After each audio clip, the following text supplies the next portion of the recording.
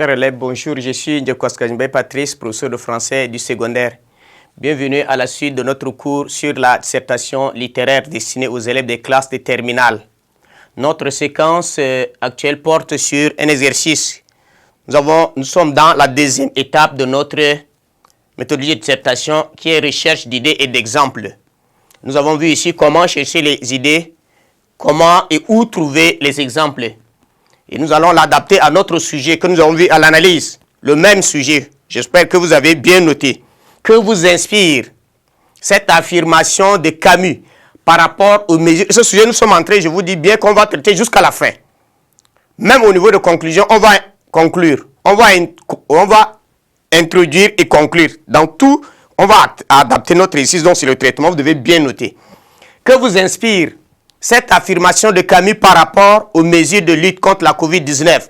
Ce fléau même qui vous meurtrit, il vous élève et vous montre la voie. Nous avons analysé ce sujet. Nous avons défini les termes clés pour voir clairement et nous avons détecté le problème. Et le problème détecté ici, c'est que, j'ai noté ici au tableau, conséquences positives derrière les drames causés par la COVID-19. Drame de la COVID-19. Les conséquences positives, voilà, c'est ça.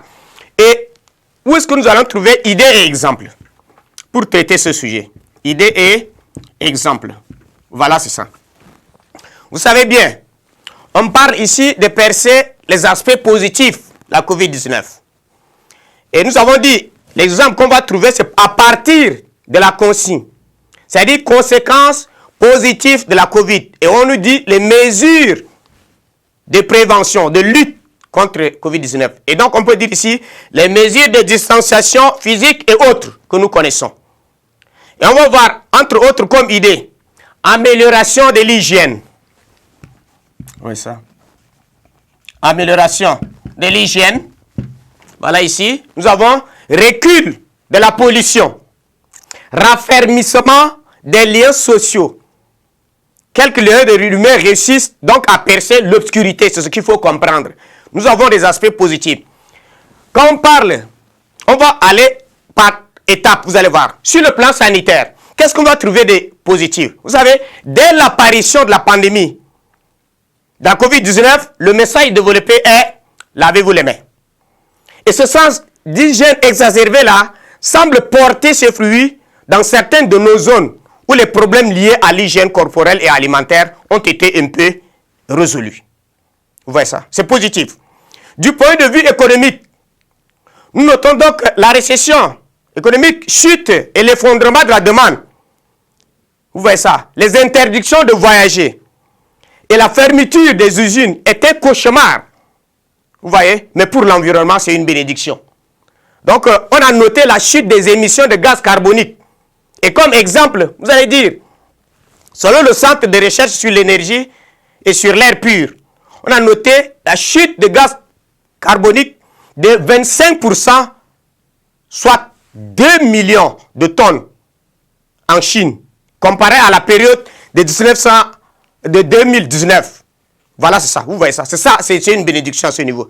Et le lien possible existant entre le virus et le pangolin semble avoir aussi calmé les amateurs de la viande sauvage ailleurs dans le monde. Et donc, vous voyez déjà que les vendeurs de gibier ont vu donc leur vente plonger. Voilà, c'est la protection de la faune ici. Au niveau familial, le confinement resserre les liens. Les parents sont obligés à rester avec les enfants à la maison et les liens se resserrent. Bien qu'on crée distanciation de l'autre côté, les liens se resserrent. Vous voyez ça. Sur le plan spirituel, l'inefficacité de la science devant ce virus-là révèle la fragilité de l'homme en dépit de ses connaissances. Et cela conduit beaucoup de personnes à reconnaître Dieu.